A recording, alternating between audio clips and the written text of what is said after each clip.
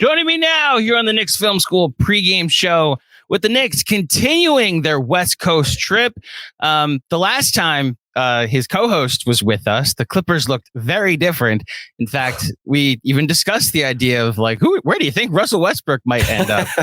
Well, the Knicks will head to Los Angeles for a 2-game road trip against the Clippers and the Lakers. And joining me to talk about that first game against the Clippers, he is 1/3 of, hands down, my favorite name for a podcast that I found doing these pregame pods, of Clips and Dip.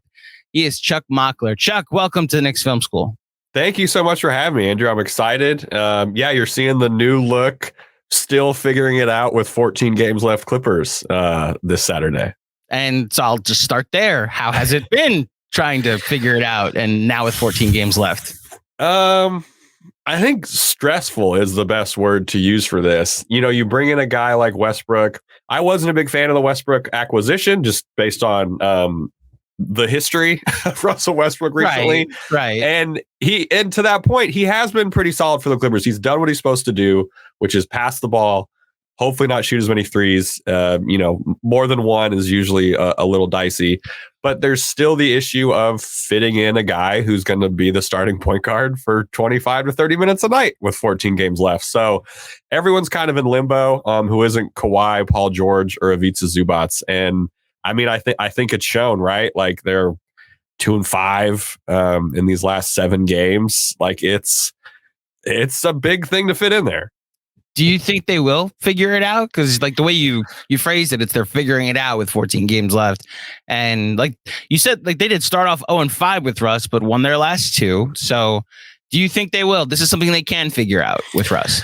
I think it's possible. I think there's some stubbornness on Ty Lue's part that needs to get figured out. I think that's kind of the biggest hurdle right now. And the defense and turnovers are a nightmare, right? Like I think since December, they've had, the 20th best defense and it keeps going down. And turnovers after the All-Star break, they're at around 16 or 17 a game. And those are not, right? Those are not winning stats. Championship teams don't turn the ball over 17 times a game. If we didn't have Kawhi Leonard, I would have some fear. But Kawhi is the only player that I trust to actually flip a switch. He's been phenomenal over the last 30 games. So I need to see at least 8 like elite process games over the next 14, which I know is asking a lot. But they have a spaced out schedule. They have time to practice. So, I mean, maybe tweet at me in like 7 games and we'll see where I'm at. But I think there is a possibility it can happen. So 2 things that are a follow-up to what you just said. First of all, did you intentionally not say Paul George as someone that you trust? Is that, or just like he's the second guy and it was very clear that it was Kawhi 1 and Paul George, if Kawhi's not there, you trust? I think I trust Kawhi because he's just done it. He's the guy who's won a championship by flipping a switch. We've seen that happen. Paul George is very good. He identifies as a number 2, so I'd say he's the best number 2 in the league, if you're going to go by that. But he's been a lot healthier, which has been great. He's mentioned that the last couple games, there's been some just ticky-tack health issues that have kind of evened out. And, he did take us to a Western Conference final. So if we're all healthy, he's, as much as he wants to be, the number 2 or whatever it is, the Clippers still go as far as they will go with Kawhi and Paul George leading the way. And then you mentioned stubbornness with Ty Lue, and this is kind of a running theme with these pregame pods that every person I talk to, the fan base has something to complain about with the coach. I just talked to someone who covers the Kings, and that's like the one time where it's like, no, actually, we love our coach. He's been amazing since he's been here. But like from a Knicks perspective, or at least from a Knicks fan perspective, like dealing with Tibbs and some of his stubbornness, I don't know if it's Stockholm syndrome at this point. I'm just kind of like, he's not going to play Obi Toppin more minutes just because, like, I've moved on from wanting that. But so I've learned to look for the things that I do enjoy about him. And like Spoelstra has some things that he's apparently stubborn about. Nick Nurse has some things that he's stubborn about. Doc Rivers has some things that he's stubborn about. And these are looked at as the elite coaches in the league. So what are some of the things that Ty Lue is stubborn about? And is it enough that it's going to hold them back in the playoffs, or is this still the guy that you think can be the head coach of a team that wins a title in LA? The biggest issue right now is kind of Marcus Morris, right? His defense has really slipped. Everyone's blowing by him, which is really difficult. And when you have a guy who's getting blown by and you're still working on these communications with a brand new guy like Russell Westbrook, the start to games can be very difficult. You're getting back cut. The paint is open just because people don't really know how to communicate yet with each other. So that's been an issue. I don't think that's going to change. That being said, I might need to take some of your Stockholm Syndrome advice and just say, we're here. Like, let's just deal with it. Mook is going to start, and this is how it goes. And then the other big thing all year has been Robert Covington. We signed Robert Covington to an extension, and he played fantastic for us last year. But because Ty Lue leans a little more to wanting offensive players as opposed to defensive players, Roko's getting DNPs and things like that. Like, when you think of the Clippers and you look at them on paper and you see guys like a lineup of, let's just call it Terrence Mann, Paul George, Kawhi Leonard, Robert Covington, Nick Batum. That's a pretty damn good sounding lineup for a small ball five. We have seen 0 minutes all year of Kawhi, PG, and Robert Covington. Like, it's kind of mind blowing when you look at last year and the things that Roko theoretically brings to this team. So those are kind of the two biggest things. And then I don't know if this is stubbornness, but we don't know who the closing lineup is. We know that Paul George and Kawhi are going to be in it. We don't really know who the other three guys are going to be. I think against Denver, you'll see Nick Batum in there for sure. His physicality has been good against Jokic, as good as you can be against Jokic, but we're still kind of in let's figure it out as we go mode, which is terrifying. But thankfully, it is Ty Lue doing that and not Doc Rivers, who, as Nuggets and Clippers fans will know, really just tried one idea and it didn't work, and then there was no plan B. I was going to say, is there any consistency in their closing lineups? I'm guessing it's Paul George, Kawhi are part of it, but is there a third guy that's always out there? So it's really just like whatever really, three hands are hot. Right. Wow, okay. Well, because Norm is out right now too, and Ty Lue wants to wait until everyone's fully healthy to fully get that figured out, which I look, the Clippers are the Clippers. They're not ever going to be fully healthy, I don't think, or their version of fully healthy. So, a lot of people want to see Terrence Mann in the closing lineup, but he just doesn't have seemingly the trust yet, from the coaching staff. He played 16 straight minutes last game, including I think all of the fourth, which was awesome. And the Clippers won. And there was a lot of good process. So hopefully that kickstarts something. Ty does like to use 10 games as a sample size, which can be way too long, say if you have 15 games left of the season. Right. So we'll see if that gets shortened up. But yeah, I mean, time will tell with kind of everything with the Clippers right now, but they're running out of time.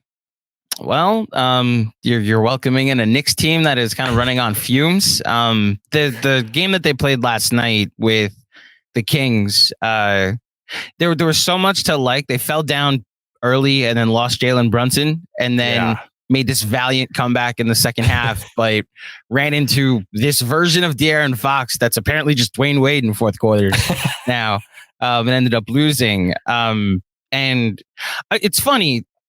The Clippers, the load management stuff with Kawhi and Paul George, I don't know if they're criticized around the league for it, or it's just kind of understood. These are two veteran players in their 30s that have dealt with nagging injuries that are much more focused on the playoffs.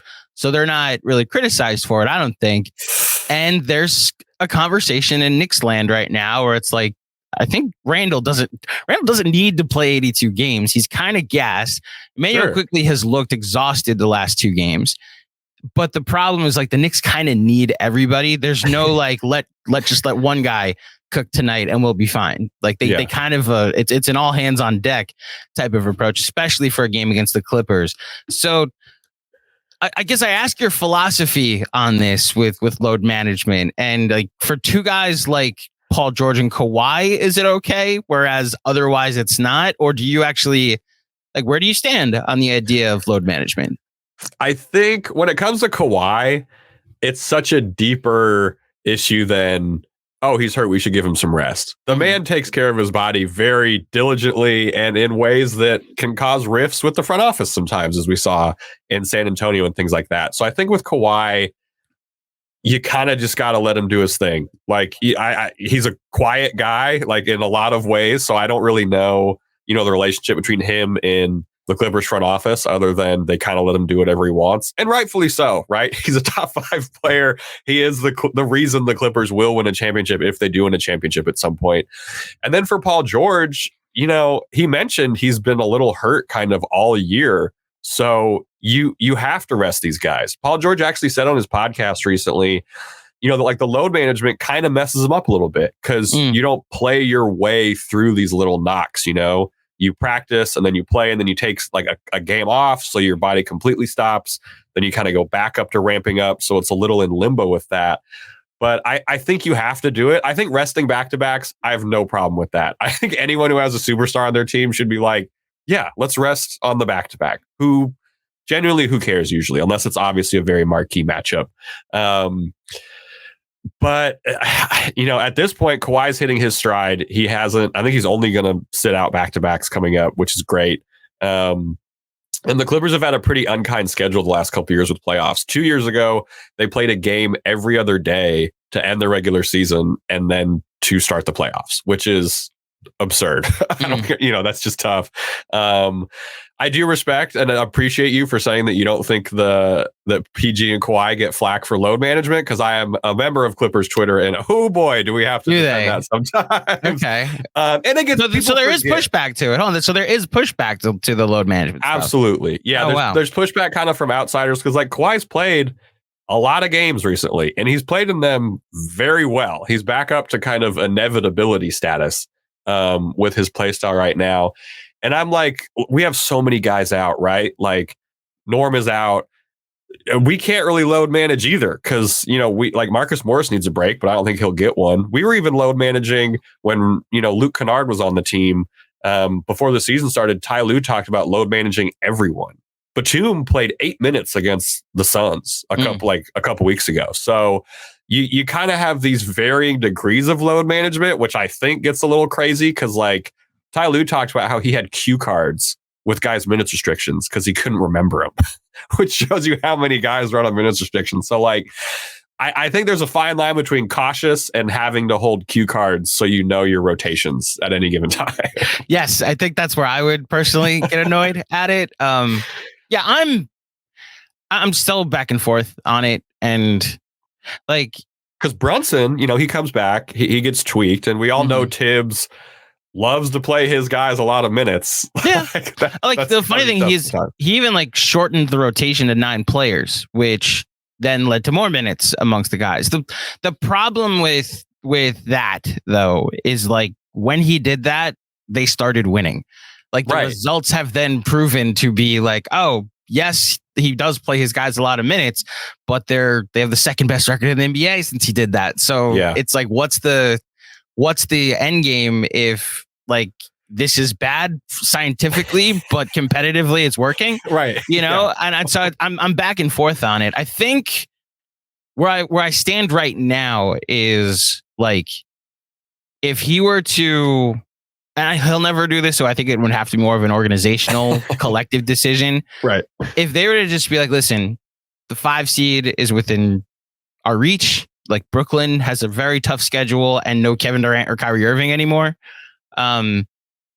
If we can be smart about some of these minute allocations and like give Randall a day, like the Knicks, again, this back-to-back this weekend, I don't think he would sit against the Clippers or to then play against the Lakers, but like that would make sense to me. I've again, maybe it's a Stockholm syndrome. Like they're not going to do it. They're just not going to do it as a result. But I think the Paul George thing where like you said, they don't teach people how to play with pain anymore. Stan Van Gundy, who is an old school coach, that's a thing he said earlier in the year, that like the reason that we see more load management and it bothers him is because like guys played through pain back in the day and learned how to deal with that type of adversity. I guess we'll see how that eventually lands out with the Clippers, and it's again 35-33 in this weird Western Conference. And I guess the next question I have for you is like, does it matter to you, like load management as part of the equation, competitively as part of the equation? Does it matter to you where they finish in the standings? We cannot be in the damn play-in. Okay. Like this team. So last year, is there more because of that? Like, well, last year was crazy. I mean, Paul George getting COVID before the Right. play. It's just like, I mean, that, what are you going to do there? I mean, you don't see play-in teams making noise in the playoffs after they come out of the play-in. It's just, no one's really figured out how to do it yet. They haven't won a series coming out of the play-in.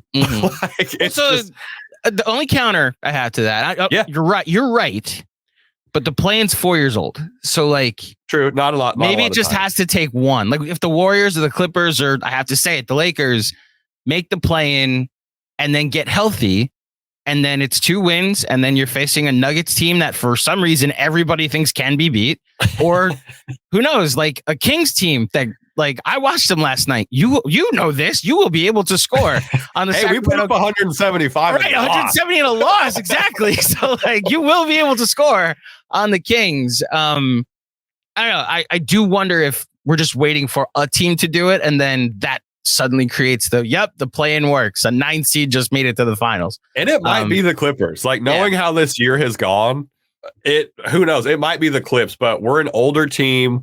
I don't want to play 2 extra games, against teams that are hungry, right? Like, I don't think my body or mind is ready for the stress if it's Clippers Lakers in the play-in. That's like, think if after all of that's happened over the last 5 years with the Clippers and the Lakers, if we finally get the playoff showdown and it's the play-in, it's the 7 and 8 seed, that's going to be stressful. And like the Mavs are in the play-in right now. Like it's just so sandwiched up between 5 and 9. I think I'm looking at it right now. It's 2 games between the 5 seed and the 10 seed. So if we can, I don't think we can get the 4th seed. It's only, we're 3 games behind, but I just don't see it. So if we can stay at 5 or 6, I'm happy ish. I think obviously myself included, I didn't think we'd be in this. Can we avoid the play-in conversation? But we just got to avoid the play-in. That's all I want. After that, we'll figure it out. And hopefully we don't have to play the Phoenix Suns and then the next round play the Denver Nuggets, because that feels a bit like a death sentence. Well, I would even go a step further. First of all, let's start here. You don't think you can catch the Suns with KD out?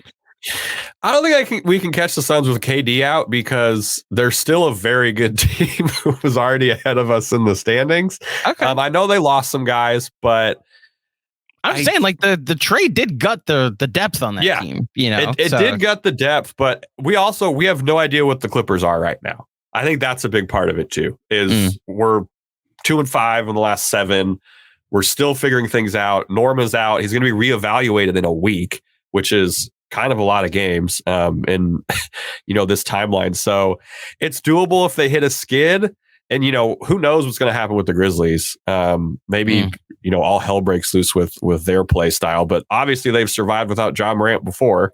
That went okay for them. So we'd have to string together some wins. Like I think we'd have to go, there's 14 games left. We'd have to go, I think, like 11-3 to catch the Suns. And I have not seen any evidence that we can go 11-3. That was always my thing with the Warriors this year. That, like, even as recently as like a week ago, I was like, you know what? Maybe now I'll finally concede that this is a team that could go on a run. And like, they're getting Steph back. They'd won like 5 in a row at that point. They were 34-30. Then that Laker game on Sunday happened when they got Steph back, and it's like, oh wait, no, this team doesn't know how to win on the road. Just like for some reason this season, and I'm staring at it right now, 7-26 on the road, which is the almost identical. It is the identical record on the road as the Detroit Pistons. That's like crazy. That is nuts. And so I feel like the Warriors are still trying to figure out their team too. And there's a bunch of teams like this with Dallas and the Lakers, and I mean, who knows what happens with the Pelicans. That I guess because the bottom of the West is so wide open, I'm curious to see where the Clippers end up. And I guess the other question here is, like, how catastrophic is this season as a whole? If it is like, so you painted a 7-8 scenario where they lose in the play-in to the Lakers. I'll paint a 9-10 scenario. Don't. Why? I'm trying to paint. I'm trying to figure out what the thinking is. If they what's the offseason questions if they lose in the play-in? Off-season questions if they lose into play-in. Number one is, should Ty Lue be the coach of this team? Okay.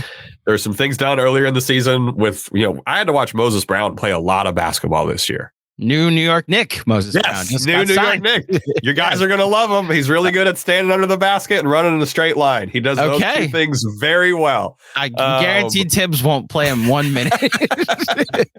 Yeah. So there was some personnel issues. Like we ran 3-guard lineups for a lot of the time with John Wall that were horrendous and did not work. They didn't help anybody.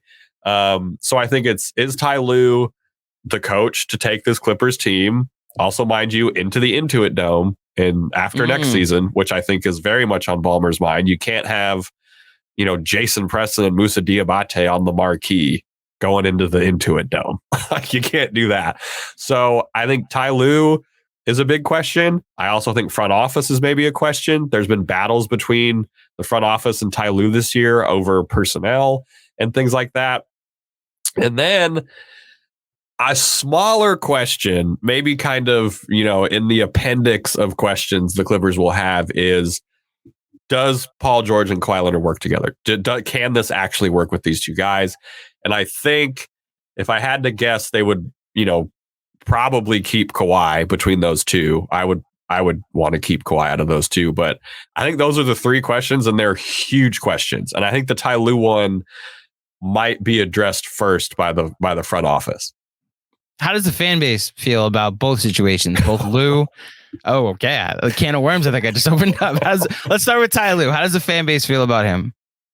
People are a little upset with Ty Lue so far this year. The Marcus Morris thing, the 3-guard lineup thing, openly campaigning for Russ in a way where, there's some issue with why did this team think they needed Russ, right? They were 10-4 before they got Russ. They were turning the ball over the fewest times in the NBA. They were scoring well, things like this. It's rotations. It's stubbornness. I mean, if Ty Lue doesn't, get us to a Western Conference Finals this year, the fire Ty Lue crowd is going to be even louder than it is right now.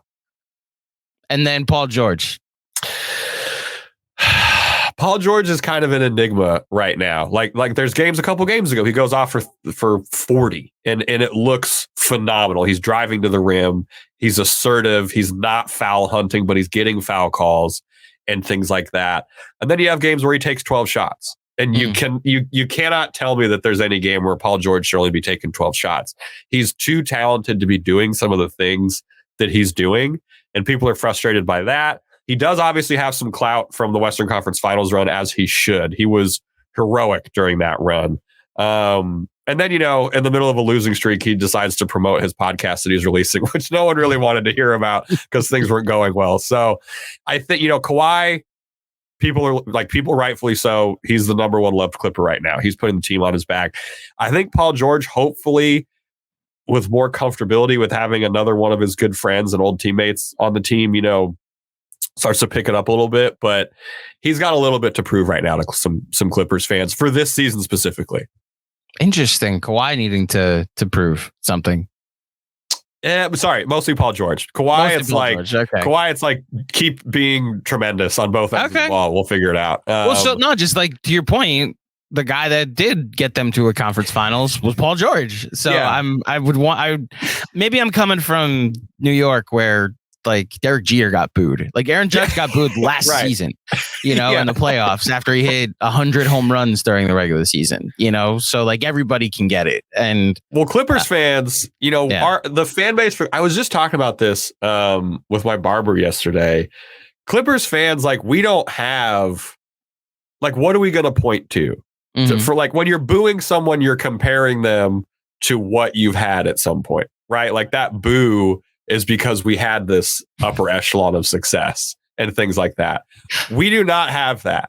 I want that to be a motto now for every New Yorker to have to hear, because I don't think we follow that. We don't boo because of something we've had at some point. Although maybe if I were to fully psychoanalyze this, because Knicks fans are this crossbreed of Yankee Met, Jet Giant, everybody's a Knicks fan. It's like the Dodgers. Right. So as a result, because of that, a Knicks fan has experienced the championships of the Yankees and the Giants, but there's also the Knicks fan that has experienced the heartbreak of the Jets and the Mets and the disappointment. Right. So like there's the expectation, but the frustration. So when I'm booing, I'm just mad, for some reason, I'm just mad, and look, to Julius Randle's credit, like he dealt with that last season where you get that first pandemic shortened season. I guess post-pandemic shortened season where there was empty gyms and the Knicks were the 4 seed and he was phenomenal and made all NBA. And then last year, like he took a step back and was playing a lot worse and had to deal with angry New Yorkers for the first time. And this season, it's been the exact opposite. And he's been a revelation and an all-star again. And that kind of leads to my last question. I like to ask my guests when they show up to play the Knicks. Just your view of the Knicks and what they've been doing this season, your perspective of some of their guys, whether it be Julius Randle or Jalen Brunson or RJ Barrett or most recently the showcase of Emmanuel Quickley. How do you view the Knicks and what they've done this season? Man, hats off on the Brunson acquisition. I do not know how the Mavs do not keep Jalen Brunson next to Luka Doncic. I'm sure they lowballed him. And I mean, Brunson's an East Coast guy, right? He's a Nova guy. Like I think he really wanted to be over there. So they've played him well. Julius Randle is a guy who he's good at basketball, but I think, Twitter and things like that over and underrate him at the same time, if that makes sense. I think sometimes it's like he's a big guy. He can shoot ish. Like when he does what he's supposed to do, he's great.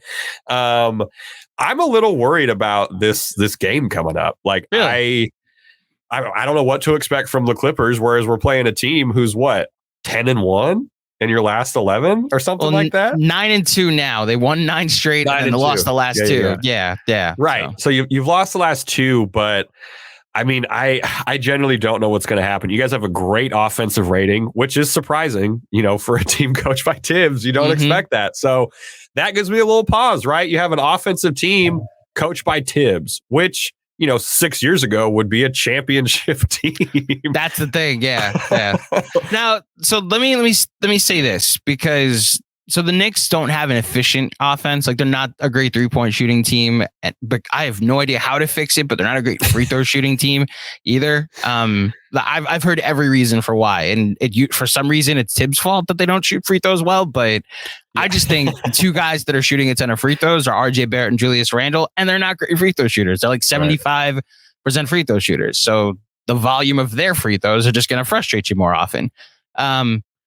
The Knicks are great at offensive rebounding. In fact, elite at offensive rebound. They got 22 last night against the Sacramento Kings. And it's what got them back in the game. So if you're a team that's good at defensive rebounding, which I'm looking at the clips now, they're top 10 in rebound percentage, and you go to rebound. Oh, they're 4th in defensive rebound percentage. So might actually all work. Year though, or is that over the last 7 games? Oh no, that's all year. So let me go to the last 7. Over the last 7 games, they're grabbing 34 defensive rebounds. Okay, which is that would be you guys are 6th with 34. So like that's pretty solid, but we'll see. Like the point is, like the Knicks are a lot like Memphis last year in that the possession battle that they're trying to win, it's less about like being efficient on your first shot. It's like we're going to get so many attempts on this possession that we're going to get points out of it, and that's what's led to their offensive rating being so high this year. And look, that's how you'll beat the Clippers. Like that is how. If you guys may be the recipe, then that's the recipe right there. Like we give up offensive rebounds a lot. If it's a 1 p.m. game, which people always talk about is so weird for the Clippers and stuff, but they've been okay in these afternoon games. But dude, second chance opportunities, nightmarish for the Clippers all season, not just in the last 7 games. It's not a Russ issue or anything like that. It's just been difficult to stop teams from getting offensive boards against the Clippers. Which I'm surprised with Russ there that's like that. Yeah, they're bottom 11 in offensive rebound since he's gotten there. I sorted the last 7 games. Thanks for the tip there. I think the fact that the Clippers are, from what I've seen in their offense, and you tell me if I'm wrong, the my turn, your turn down the stretch, has that been frustrating with, I assume, in Clipperland with like it's either Paul George or Kawhi? And And it's either Paul George or Kawhi, but not in any kind of, mobile whirlwind of movement around. Yeah, it's isolation. Yeah, let's just kind of go for it. Like, they are very good. Sometimes you need Kawhi to just go get a bucket. You need Paul George to just go get a bucket. But with 5 minutes to go, if that's your entire offense with no movement, it's really easy to defend. You just kind of hope that the Clippers miss, which when they run out of gas, they miss late in games. So the offense for the Clippers takes a really long time to develop, which means that if the first option isn't there, you're going to see a contested mid-range jumper. You're going to see, Marcus Morris taking a shot that you would rather see Paul George or Kawhi take. So it is a bit my turn, your turn, and they haven't quite gotten off this strategy of Kawhi and PG just go beat everybody in the final minutes, which has been troublesome. Well, if it comes down to those final minutes and Jalen Brunson isn't playing, I guess we'll see. Yes. If Brunson plays, I just as a Knicks fan, I'm a little more confident. But do you think he plays, or like I didn't see the ankle roll? Was it bad? So the tough part about it is that it's not what happened last night that concerns me. He hurt it last Friday against Miami, and then went to the locker room. It was mid-third quarter that he got hurt. Went to the locker room, and everybody in New York held their collective breath. Of course. Then he came out for the fourth quarter, played the final 10 minutes. This is the game Julius Randle hit that crazy, basically buzzer beater against the Heat. And it's one of the more emotional wins Knicks have had. We were watching it on playback, and I said in the moment, like, you know what? I bet Brunson doesn't play Sunday against the Celtics. And then they probably rest him against the Hornets too, because once he gets a night's rest and the adrenaline and the swelling starts, the adrenaline wears off and the swelling starts. Yeah. Like, and it's the Hornets. It's the Hornets. Well, here's the thing. They win against the Celtics in double overtime without Jalen Brunson, and then they lose to the Hornets because they just let it all out against the Celtics. So he comes back after 5 days off against the Kings last night. It looked like he just re-aggravated the same injury.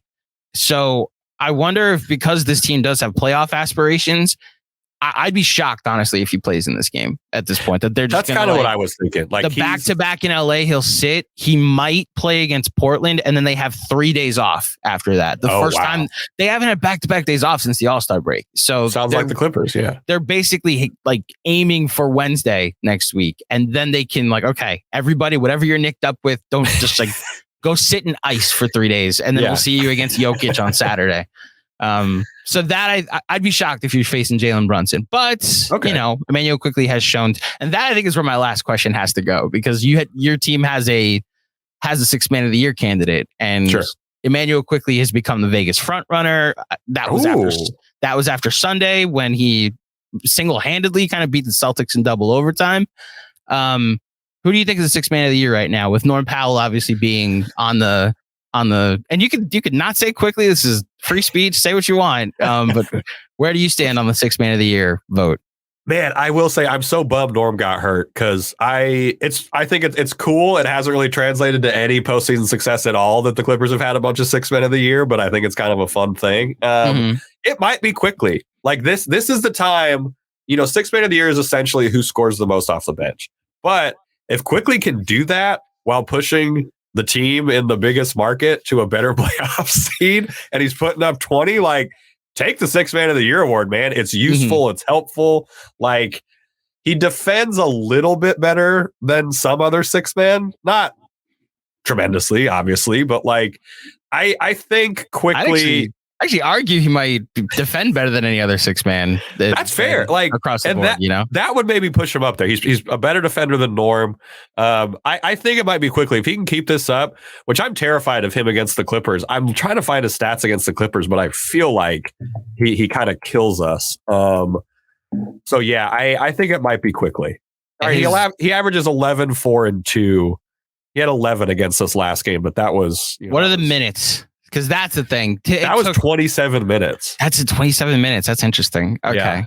So maybe he only shot 25% though. So that's the thing. Early in the season, Quickly he's actually in one of his shooting slumps now. He was going through a weeks long shooting slump. And the last time they played the Clippers, I don't think that was one of them, but it has taken a while for Tibbs to kind of trust him, because he's a smaller guard. He's younger. but there's God bless him. There's an RJ Barrett thing going on in New York right now where what's up with that? The guy that just got the extension, the guy that they took third overall, has just taken a step back in every way. His shooting efficiency is down. His defense, it's like not wrong to say it's fallen off a cliff. He's been relegated to be the third guy on this team. And honestly, Quickly's been a better third guy. Mitch, not offensively because it's really just offensive rebounding duty, but Mitch impactfully has been a better third guy. Yeah. The Josh Hart thing, which was like a joke, a running joke that like, oh, they're just never going to lose again. They're on an 82 win pace with Josh Hart. But when you look at the lineup data, Josh Hart is plus 20.4 for 100 possessions with the Knicks in 314 minutes. He's in the 99th percentile in on-off differential. Like it's kind of nuts how good they are with him.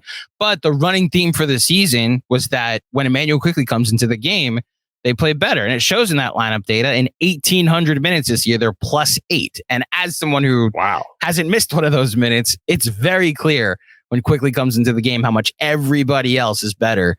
So that I think is going to be the case, is that you really have to look deeper into the numbers, and it's not just the who scores the most award, you know? So I wonder if they're going to be able to do that. Yeah. Especially since for 3/4 of the season, Russ was the front runner for Sixth Man of the Year in the Lakers, and they traded him for, D'Angelo Russell. Yeah. So, I guess we'll see where that eventually leads. Last question. This game tomorrow night, you said you're not feeling confident if Brunson does play, but how much of a must win is it? I think that's kind of a stupid question. It's obviously every game. Every game's the Clippers need to win every single game, and they need to look good doing it. It's not like we beat the Raptors. Great. It was pretty ugly from process wise.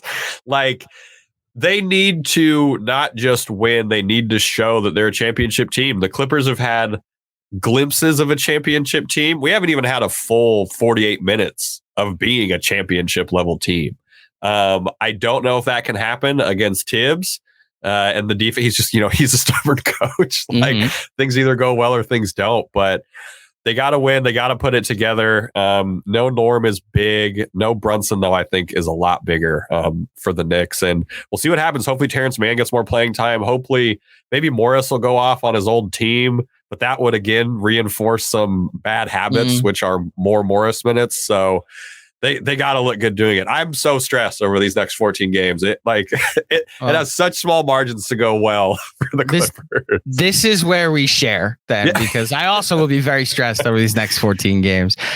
Chuck, you've been great with your time. Thank you so much for joining me. Before you go, tell everybody where they can find you and the Clips and Dip podcast. Yeah, appreciate you for having me. Trying to get this, New York LA connection back going strong. You can find me at Twitter at Charles Mockler. Clips and Dip is on iTunes, Spotify, Deezer, all those places. You can find the podcast on Twitter at Clippers Pod. I thankfully locked that account name up like 6 years ago and finally got to use it, so that's good. But yeah, if you're a Clippers fan listening to this, we're all in this together. And just don't drink too much coffee over the next 14 games and we'll all be okay. And if you're a Knicks fan listening to this, it's not just us that complains about the head coach. There you go. Chuck, thanks for joining me. Yep, absolutely. Thanks for having me.